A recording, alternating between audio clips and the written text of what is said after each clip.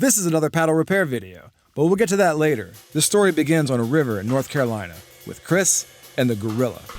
This is the Gorilla. Gorilla is a prominent and showy rapid on the Green Narrows, a fantastic stretch of whitewater on the Green River in North Carolina. This is my friend David running Gorilla in a kayak. Now Chris is going to show us how to run Gorilla without a kayak.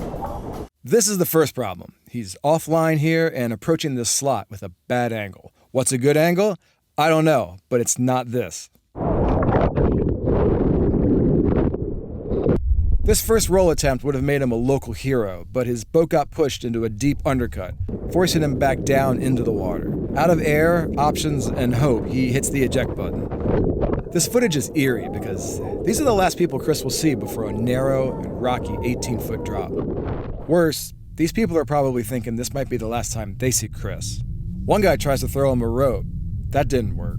Another figures just yelling random stuff is the best way to help, which honestly isn't a terrible reaction.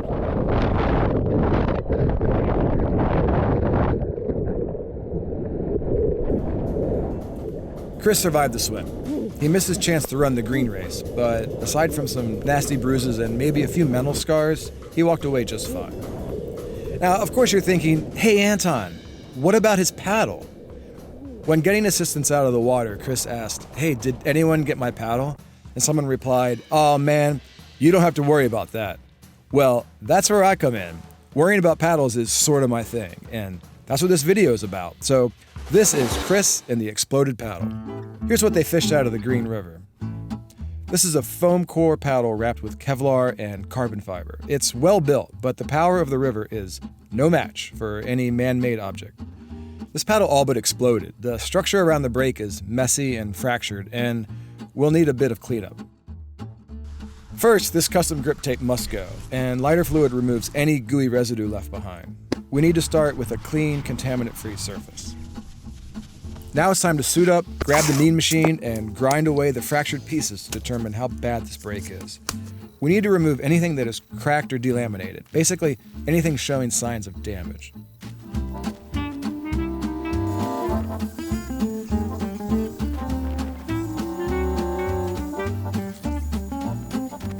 With the janky stuff out of the way, the shaft can be inspected to determine how much original material can be salvaged. Once it is determined that none of this material is any good, we can just grind it away until we get to the good sound structure.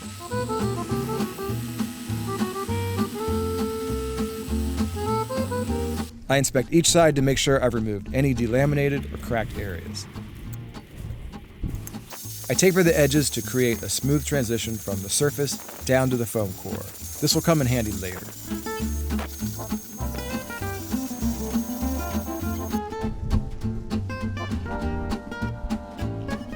Since I've disappeared a significant chunk of this paddle, it's gonna be tough to get these pieces back together in a way that even remotely resembles the original paddle. The trick to doing this is just copy the good half, take your time, as well as a few measurements and liberal use of the eyeball method, and maybe some thoughts and prayers. The more we do of the former, the less we'll need of the latter. We've now reached hot glue phase. It's much easier to get this piece aligned if I glue all the shims together. Then I can slide the assembly around as a single unit and square it all up. Once the position is correct, I hot glue everything down to the table so it stays put.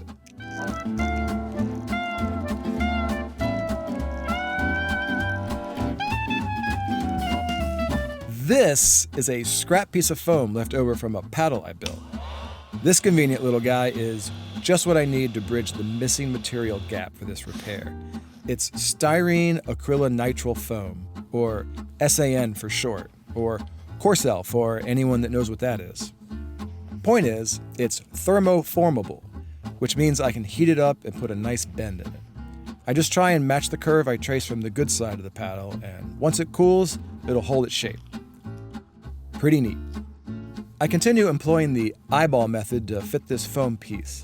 The two paddle pieces are situated precariously on the table, so I don't want anything to disturb them. I trimmed this foam insert a little short so I don't need to wedge it in there, and the epoxy putty I use to glue it in will take up the extra slack.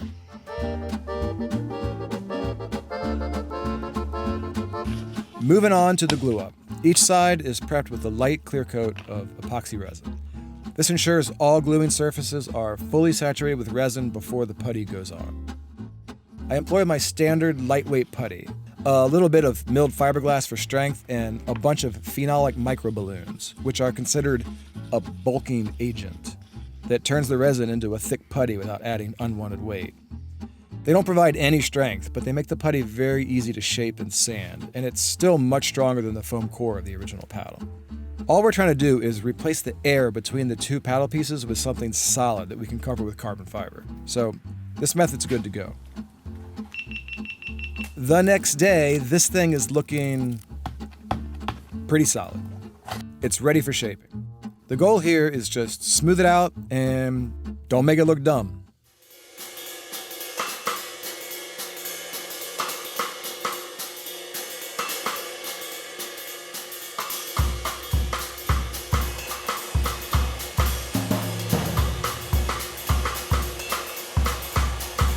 This illustrates why earlier we tapered the carbon fiber down to the foam on each end. This new insert has been shaped down to match the original foam core diameter. Once we cover this with reinforcement, the final shaft diameter will closely match the original. It will still be slightly larger and there will be a noticeable bump at the repair, but we've done all we can to minimize that. This is a secret.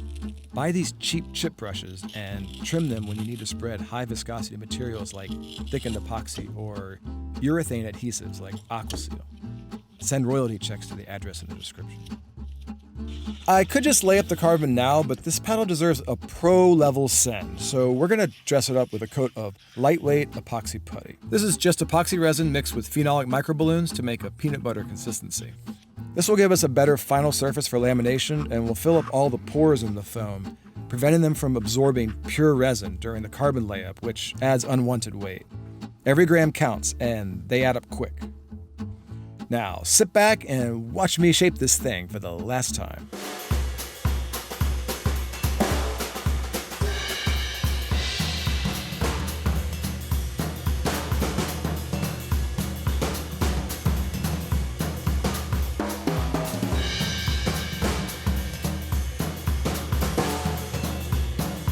One squinty eyeball of approval, and it's ready for layup. All right, I'll try and get through this quick because there's a lot going on. I like to vacuum the dust off pieces and not use compressed air. It doesn't throw crap all over the shop, and it's more pro. I need this layup to be precise, so I created patterns for each layer of carbon I want to put down. Each piece is slightly shorter than the last, so the carbon will taper from thickest in the middle down to just a single layer at the overlapped edges. I want to laminate it all in one shot, so it needs to be nested into a bundle. Problem is, this much material is nearly impossible to thoroughly wet out by hand. Now what I can do is smother this bird's nest with epoxy and throw it in a vacuum bag. The vacuum will pull all the air out and replace it with epoxy resin. It will also give me an optimal resin to fiber ratio, saving weight. I put a piece of plastic in the middle so I could find the center of the sleeve after being vacuumed into a pancake. A little heat will thin the epoxy and help it saturate that bundle of carbon. Too much heat will cook up a batch of hot soup that nobody wants. Just a few minutes under vacuum and it's fully wet out and ready to go onto the paddle.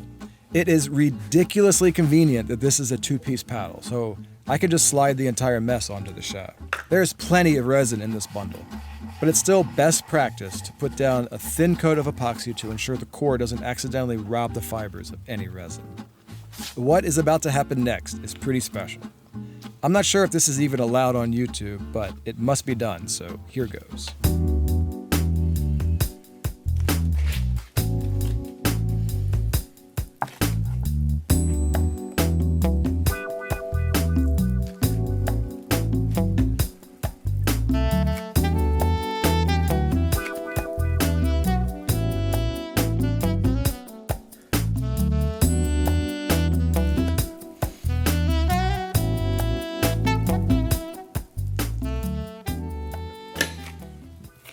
This layup went on great. I couldn't be happier with how it turned out. It's clean, it's organized, it's thoroughly saturated with epoxy. It's pretty well stuck onto the paddle shaft. But you know, I couldn't leave well enough alone. I just had to wrap it with composite shrink film because I just had to be a big pro level fabricator. So I did. I wrapped it with shrink tape. and I f***ed it all up. The bent shaft created a unique wrapping challenge, and I got wrinkles in the shrink film, which translate down into the carbon. It's not ruined, but it really, really bugs me. It'll work out fine, but I may need to see a therapist. Anyways, onward and upward. I have enough carbon on this repair that I can afford to sand a little off and still be Class 5 certified. I'm not trying to sand away all the low spots. I just want to bring some of the more offending high spots down, as well as scuff the entire area in preparation for the fill coat. Speaking of preparing for the fill coat, I always mask off the work area, and it's important to scuff any extra areas between the masking tape that will get resin. Epoxy on unscuffed areas can chip later, and that's not very pro at all. This is a standard clear coat. Clear epoxy resin brushed on to fill in the imperfections and give us a base to sand flat. Doing this in one shot is most efficient, but it presents some challenges with drips. Standing the paddle up vertical helps eliminate large drips that would form on the underside, but this introduces a top to bottom sagging problem. I mitigate this by flipping the paddle a few times for the first 15 minutes before the epoxy starts to firm up. The marks left by that shrink tape debacle require a second fill coat. I don't even bother flattening this first. I just scuff it with a mild sandpaper and go straight to a second coat. This will build enough thickness to fill in the low spots completely.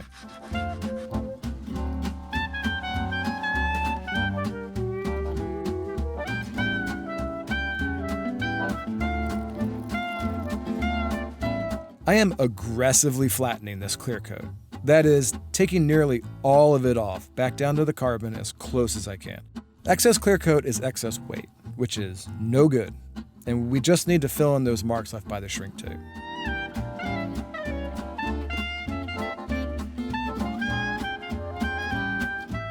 Sanding with a heavy grit down to the carbon means this requires yet another clear coat. The final finish for this repair will be sanded and polished, so another fill coat is needed to cover our sanding marks and give us a base to wet sand, compound, and polish down to a fine shine.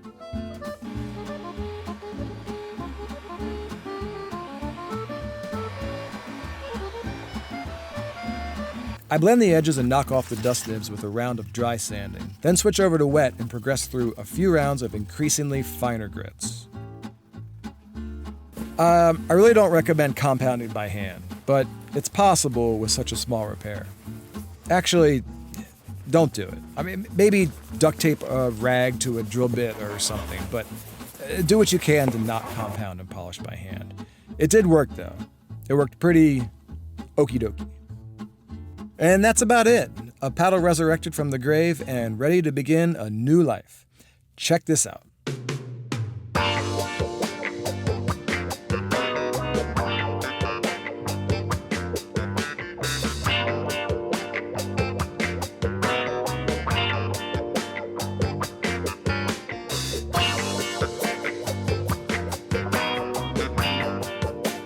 To wrap it up, here's a beautiful clip of Chris running the Fishladder with his newly repaired paddle.